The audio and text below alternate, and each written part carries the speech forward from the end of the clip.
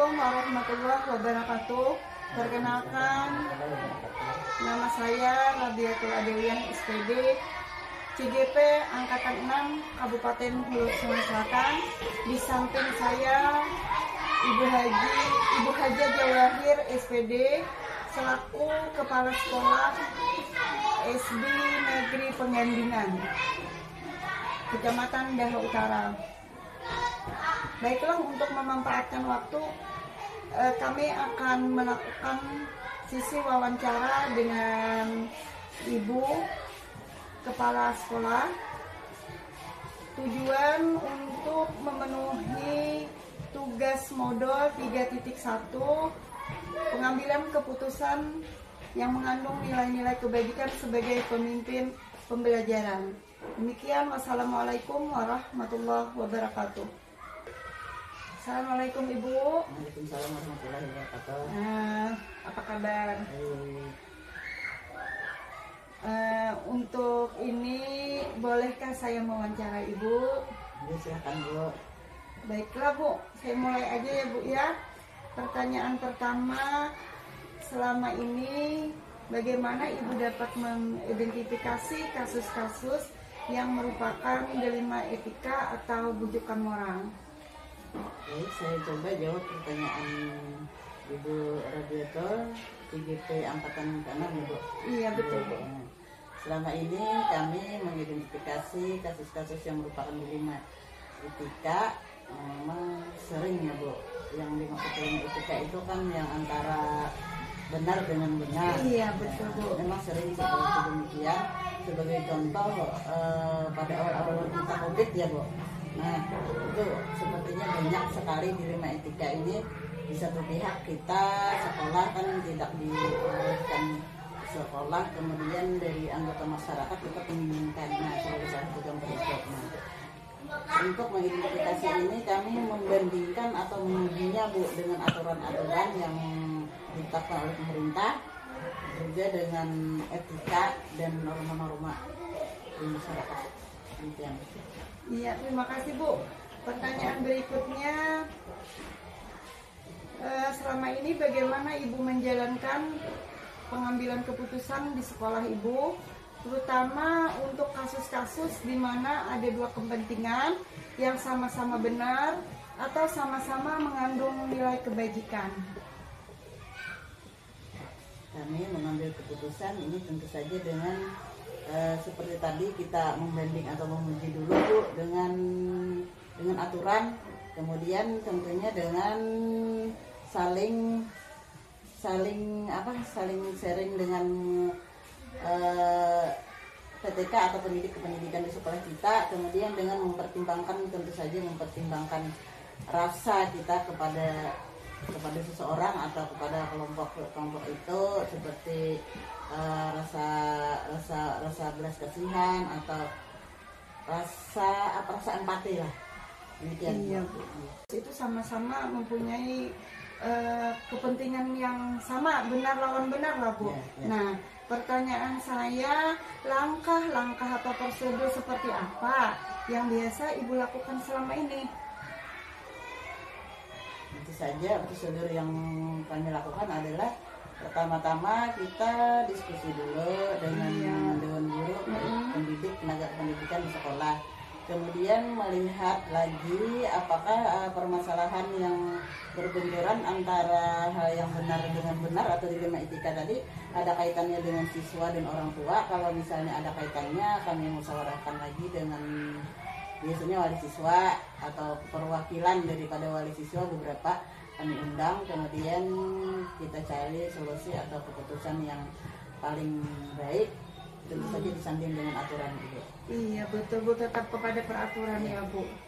Iya. Nah, pertanyaan berikutnya Bu, hal-hal apa saja yang selama ini Ibu anggap efektif dalam pengambilan keputusan pada kasus-kasus dilema etika? Itu tentu saja berbasis kepada kepedulian dan perasaan kita Ibu, sehingga apa yang kita putuskan itu nantinya semua berusaha, semua pihak itu ada rasa nyaman atau tidak ada rasa tidak enak. Tidak ada pihak yang dirugikan tentunya Bu ya. Seperti itulah. Rasa nyaman, Ya, rasa kemudian nyaman. harinya untuk kepentingan bersama. Jadi ada kita timbang dengan rasa kepedulian kita, bagaimana perasaan orang lain, begitu perasaan kita, demikian juga. Iya betul. Baik Bu, ini ada lagi beberapa pertanyaan. Siap. Iya. Nah, dari kasus-kasus yang sudah Ibu alami nih selama jadi kepala sekolah, nah tentu saja Bu ada rintangannya ya, ada tantangannya. Nah, hal-hal apa saja yang selama ini merupakan tantangan bagi Ibu dalam pengambilan keputusan pada kasus-kasus dilema etika? Ya, tentu saja ada tantangannya Bu. Di satu pihak ada aturan yang harus diberlakukan. Iya betul sekali. Mungkin tidak dapat aturan itu tidak dapat diterima oleh seseorang misalnya karena bertentangan aturan dengan keinginan dia. Misalnya begini Bu, aturan dari anggaplah dari pemerintah atau dari dinas pendidikan ada aturannya, anggaplah tidak boleh begini misalnya. Nah, kemudian di salah satu pihak dia merasa bahwa dia sebenarnya harus begini. Nah, dalam hal ini tentu saja kita tantangan seperti ini tentu saja kita bicarakan kembali dengan seseorang ataupun kelompok yang berkepentingan, dengan tetap kita menjaga persatuan, menjaga toleransi, dan juga dilandasi dengan perasaan peduli dan kasih sayang tadi. Iya, terima kasih Bu. Baik, sangat menarik sekali nih berbicara dengan Ibu Haji ya Bu ya. Nah, pertanyaan berikutnya lagi, tadi kan Ibu sudah melewati nih hal-hal tantangan itu sudah terlewati. Nah, apakah Ibu sendiri itu memiliki sebuah jadwal dalam sebuah penyelesaian kasus dilema etika? Nah, kemudian pernahkah juga langsung dapat menyelesaikan di tempat? Kalau Ibu menemukan kasus-kasus itu, Ibu langsung bisa menyelesaikannya di tempat, dan bentuk prosedur seperti apa yang Ibu jalankan? Ibu punya jadwal kah atau bagaimana Bu dalam penanganan kasus-kasus?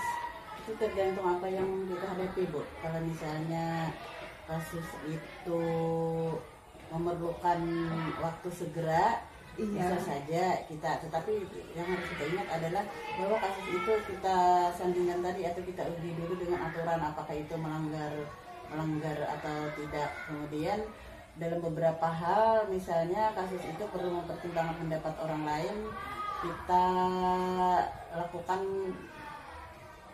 sesegera mungkin. Setelah tentunya kita dalam pengambilan keputusan ini bermusyawarah atau berdiskusi dengan dewan guru ataupun tenaga pendidikan di sekolah kita. Adakah dari pihak sekolah misalnya memanggil siswa yang bermasalah, misalnya di hari tertentu sudah dijadwalkan oleh mungkin dari guru kelasnya yang menjadwalkan? Ngomong-ngomong ya Bu ya, kalau di sekolah dasar kita kan tidak memiliki guru BK ya. Nah, jadi kalau setiap ada kasus tuh selalu diselesaikan oleh guru kelasnya atau wali kelasnya, kemudian dibimbing Ibu sebagai pemimpin pembelajaran, begitu ya Bu? Biasanya begitu. Nah, itu apakah Ibu pernah melakukan misalnya Ibu memanggilnya di hari tertentu dengan yang sudah ada jadwalnya begitu Bu? Pernah seperti itu Bu? Tidak, biasanya tidak perlu jadwal Ibu. Kalau misalnya ada kasus-kasus temporer seperti itu kan, anggaplah begini, salah satu siswa misalnya hadir ke sekolah tanpa memakai pakaian seragam, sama. Sedangkan aturan sekolah kita bahwa ke sekolah misalnya hari Senin misalnya memakai pakaian seragam lengkap dengan atribut karena mau upacara misalnya. Kemudian ada siswa yang enggak melanggar lah dengan itu kan kegiatan temporer tuh. Nah, habis itu dari guru kelasnya dulu, kemudian bisa diajak kami sebagai pimpinan sekolah ataupun guru-guru lainnya, dimintakan pendapat apa yang harus kita ambil keputusan untuk keluarga siswa ini. Mungkin Bu.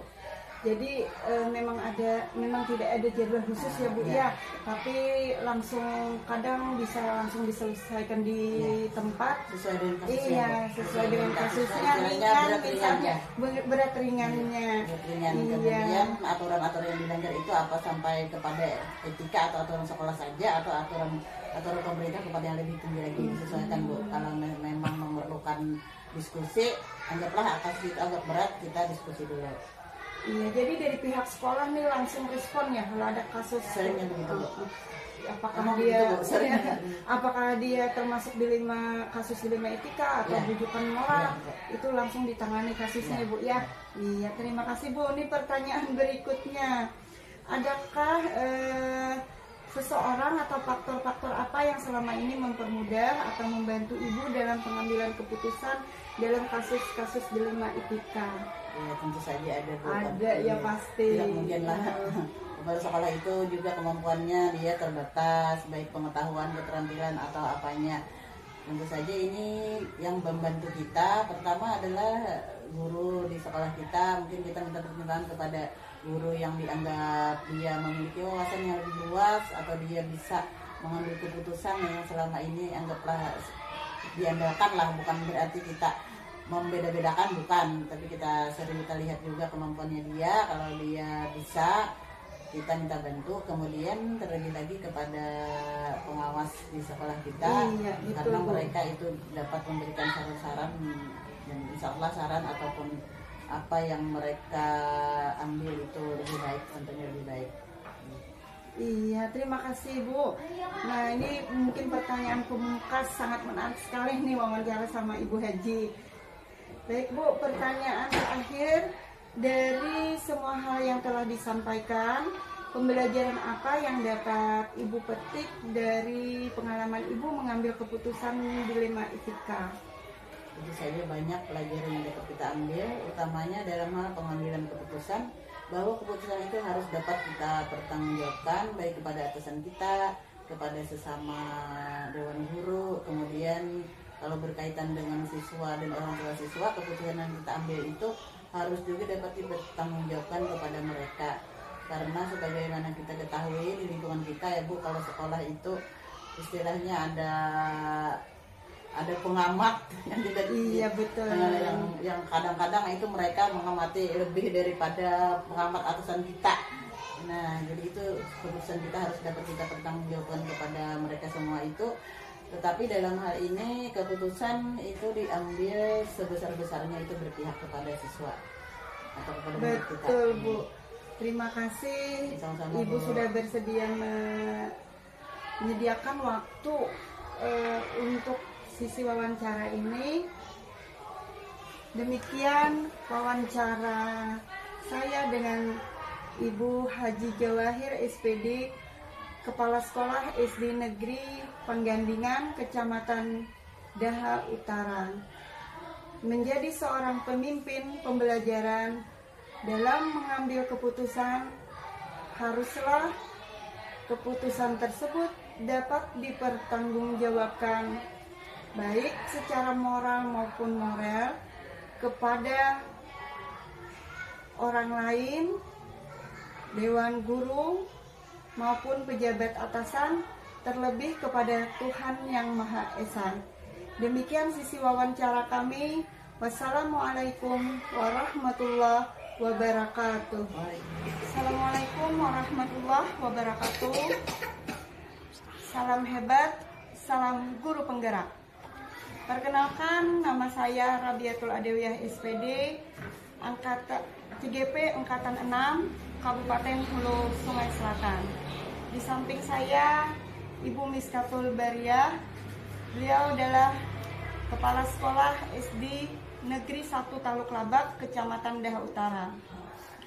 Baiklah, untuk memanfaatkan waktu yang ada, kami akan segera memulai wawancara yang bertujuan untuk memenuhi tugas modul 3.1, yaitu pengambilan keputusan yang mengandung nilai kebajikan sebagai pemimpin pembelajaran.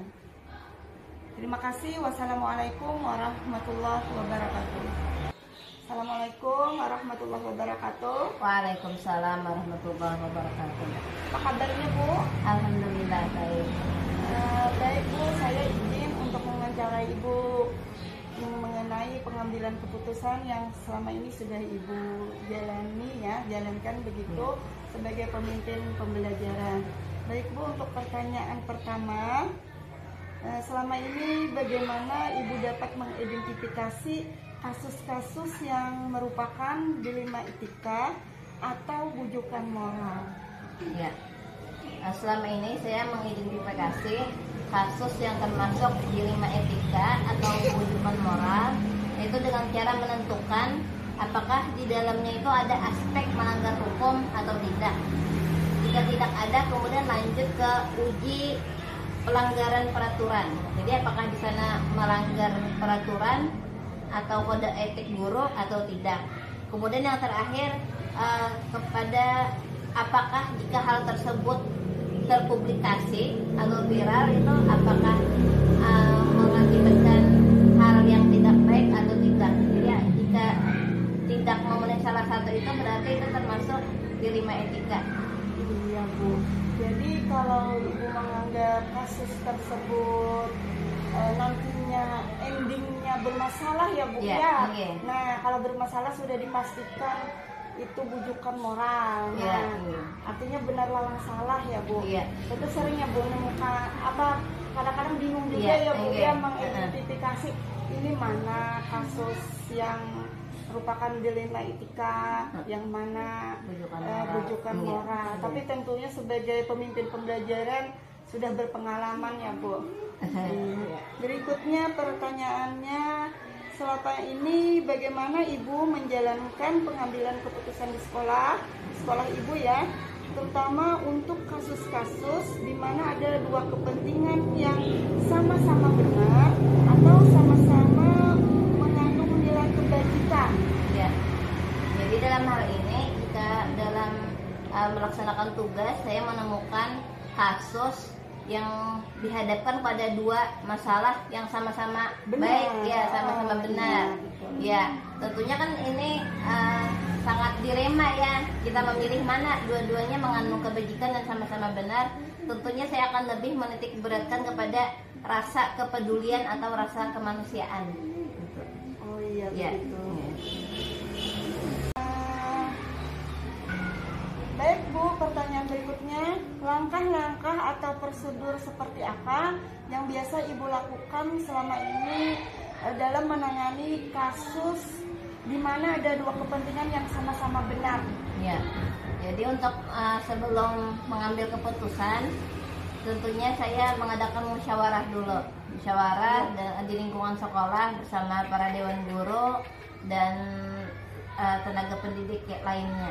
Tentunya di sana kita akan melihat mana walaupun kedua hal tersebut sama-sama mengandung kebajikan, sama-sama benar, jadi kita lihat mana asas manfaat yang lebih besar dari dua hal tersebut. Dan tentunya juga kita mempertimbangkan kemungkinan yang akan terjadi di hari berikutnya, di kemudian hari dari keputusan yang akan kita ambil tersebut. Iya Bu. Ya. Pertanyaan selanjutnya Bu ya. Iya. Hal-hal apa saja yang selama ini Ibu anggap efektif dalam pengambilan keputusan pada kasus-kasus dilema etika? Ya. Hal yang menurut saya efektif dalam pengambilan keputusan pada kasus dilema etika menurut saya itu adalah berpikir berbasis rasa peduli. Itu. Rasa peduli. Oh iya. Iya. Berikutnya lagi pertanyaan selanjutnya Bu. Iya.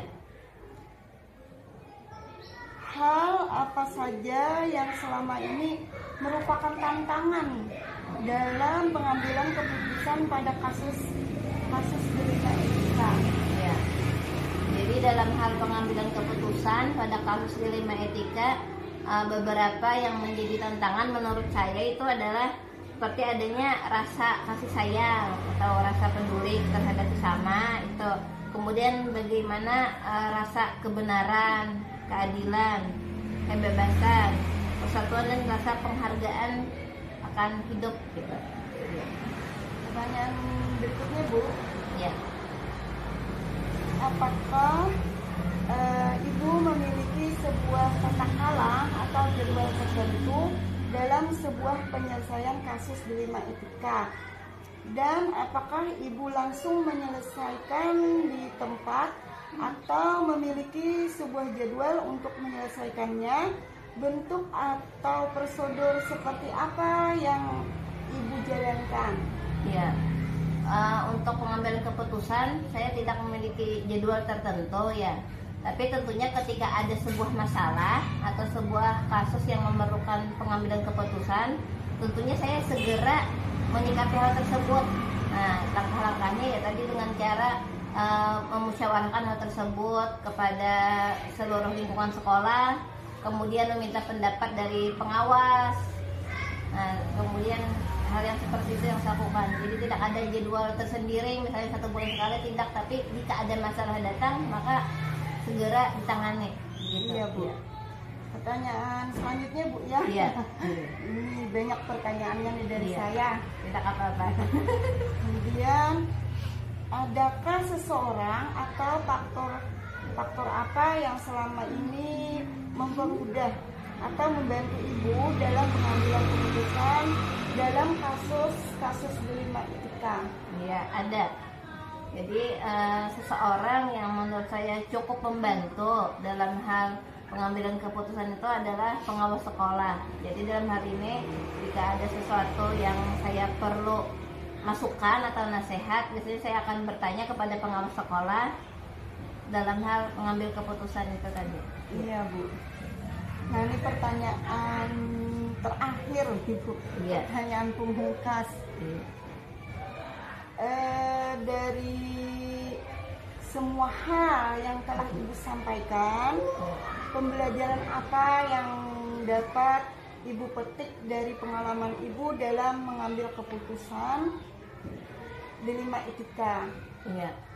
Jadi hal yang dapat saya ambil sebagai pelajaran dalam hal pengambilan keputusan itu adalah bagaimana sebelum mengambil keputusan itu kita bermusyawarah terlebih dahulu. Itu pentingnya musyawarah. Iya, betul. Kemudian bagaimana kita bisa mempertanggungjawabkan keputusan yang kita ambil tersebut. Dan yang paling penting juga bagaimana keputusan yang kita ambil tersebut berpihak kepada murid atau peserta didik. Iya, terima kasih Ibu atas jawaban yang Ibu berikan kepada saya dalam sesi wawancara ini. Sama-sama. Demikianlah sesi wawancara saya dengan Ibu Kepala Sekolah SD Negeri 1 Taluk Labak, Kecamatan Daha Utara, tentang pengambilan keputusan dengan nilai-nilai kebajikan sebagai pemimpin pembelajaran. Kesimpulan dari wawancara ini, beliau ketika mengambil keputusan lebih mengutamakan musyawarah, kemudian beliau lebih kepada rasa peduli, namun juga tidak melemahkan peraturan tetap beliau jalankan. Beliau dalam mengidentifikasi dilema etika atau bujukan moral adalah dengan melakukan beberapa langkah, yaitu dengan meneliti kasus itu terlebih dahulu, apakah kasus tersebut melanggar hukum, melanggar kode etika, kemudian melanggar nilai-nilai yang ada dalam diri, dan jika kasus tersebut menjadi viral, beliau merasa keberatan, maka itu beliau simpulkan sebagai kasus kasus rujukan moral. Demikian sesi wawancara saya tadi dengan Ibu Kepala Sekolah SD Negeri 1 Taluk Labak, Kecamatan Daha Utara. Sekian, terima kasih. Wassalamualaikum warahmatullahi wabarakatuh. Waalaikumsalam warahmatullahi wabarakatuh. Assalamualaikum warahmatullahi wabarakatuh. Perkenalkan, nama saya Rabiatul Adawiyah SPD, CGP Angkatan 6 Kabupaten Hulu Sungai Selatan. Baiklah, saya akan menyampaikan hasil refleksi wawancara saya dengan 2 orang kepala sekolah.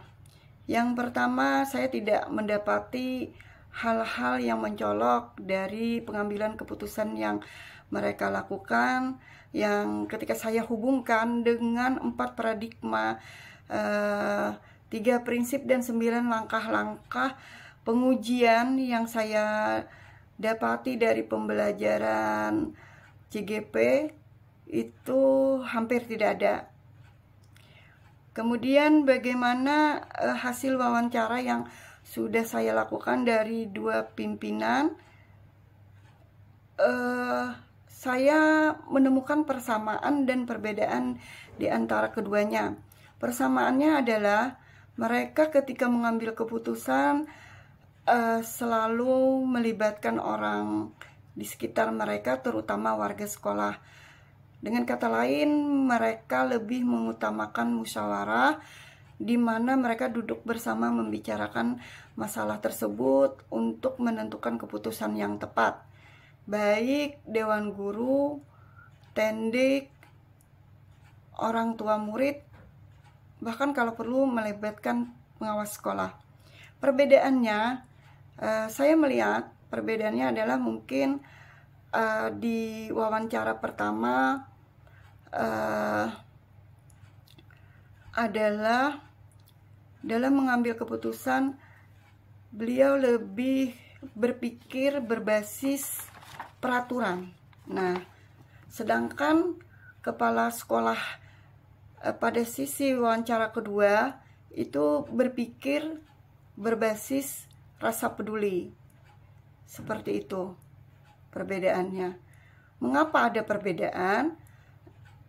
Saya melihat perbedaan itu mungkin saja dipengaruhi oleh faktor usia. Kalau yang saya wawancarai di sisi pertama, itu beliau sudah lama sekali menjadi kepala sekolah, bahkan 2 bulan ke depan beliau akan purna tugas.